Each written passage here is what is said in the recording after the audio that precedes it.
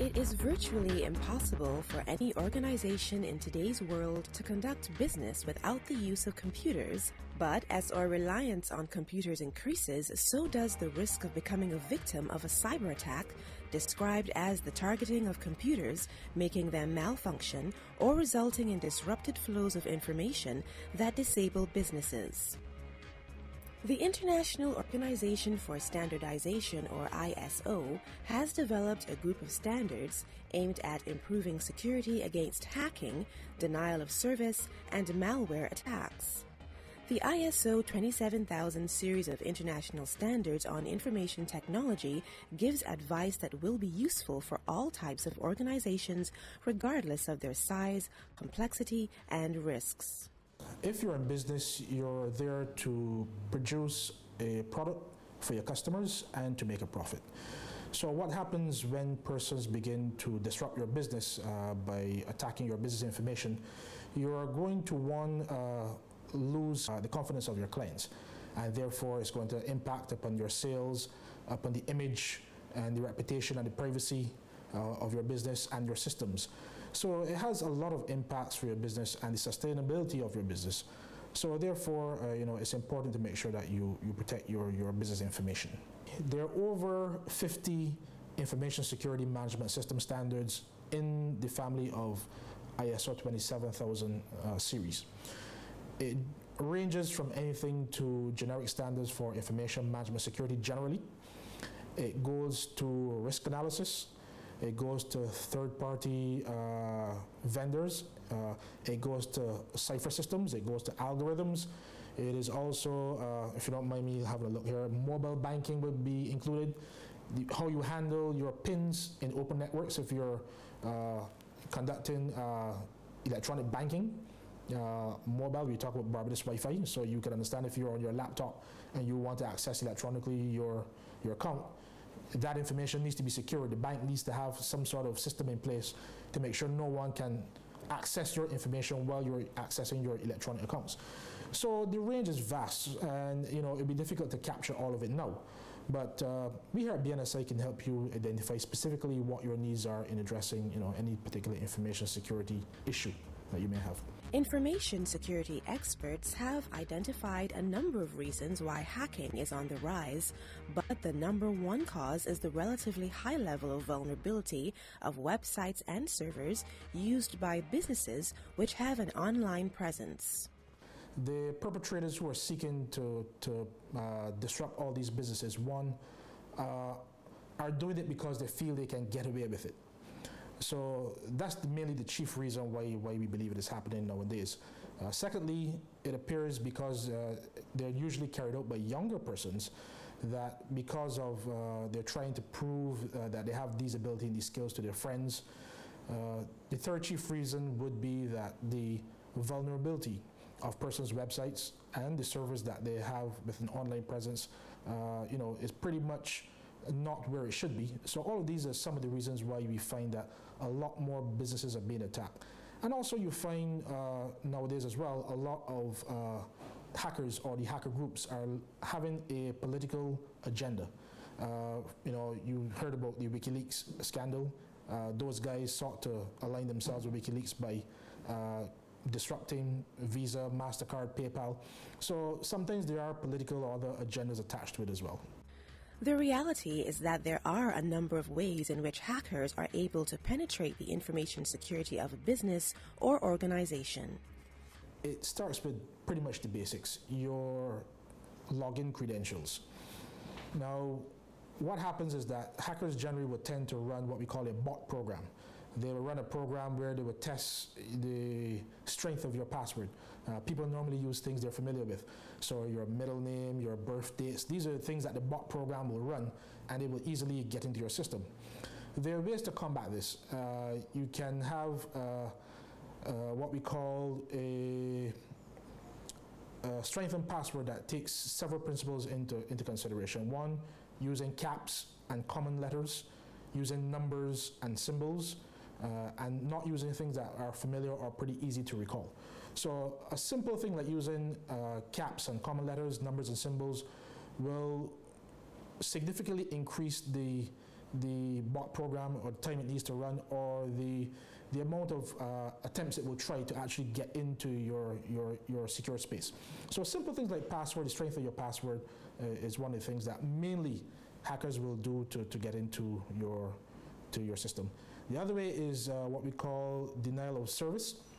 That is where they will have multiple what we will call engagements of your website, so that it's overloaded.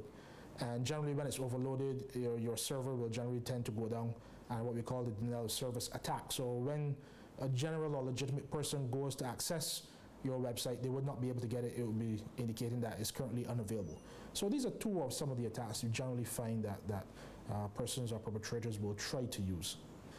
Two things that the experts have suggested is, one, the first is to look at your allocation or your budget that you actually spend on information security. Maybe it's not where it should be. Obviously, it would be proportional or should be proportional to the size and risk of the business. And then the second one is actually carrying out an assessment of your actual vulnerability of your information security. So if these two things can be easily addressed or can be looked at by the business, the experts believe that you can significantly reduce the risk of your information security system being hacked. The business environment is constantly changing, and with it, threats to a company's survival. Organizations, therefore, need to be ahead of the game, and an excellent defense can be built around the risk-based information security management system, together with business continuity management processes.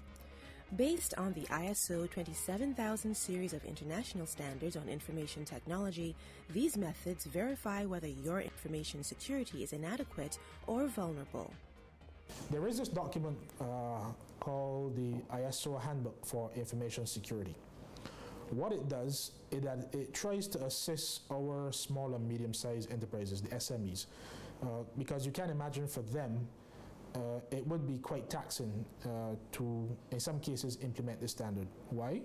Because one, they may not have the technical resources, that is the personnel, the information security specialists within their organization to implement the standard, or they may not have the financial resources. So this handbook it takes the mystery out of what the standard seeks to do and how you go about implementing it. It is actually a step-by-step guidance document with a checklist that you systematically go through to indicate, yes, I've done step 1, I've done step 2, I've done step 3. So you can look through the document, you can tick off what you've done, and you can, at the end, be confident that you have implemented all the requirements of the Information Security Management System standard. So we believe this handbook is very useful for small and medium and sized enterprises. Larger organizations can choose to use it too if they choose to do so. And it's very cost effective. It doesn't cost very much to actually secure the standard from us at BNSI. Information security might be costly, but implementing an international standard on information technology will ultimately save both money and the reputation of any business. When you have a standard that you're going to implement, you are actually having what we will call a business tool, technical information to help you achieve your objective. Now, that tool, the standard, is a cost-effective means of trying to achieve your objective. You would consider a standard costing $50 to maybe $300, as compared to if you were to hire a consultant to help you achieve the same objective, would cost you $600 a day or more. So it is a cost-effective business tool which you can use to achieve your information security management. The second one is that the investment that you make in purchasing the standard, you will more than recover. For example, if you spent $50 in purchasing the information security standard, you will more likely than not recover more than 50 times the $50 you spent in terms of savings that you would have accrued by putting these systems in place to protect your business from being hacked.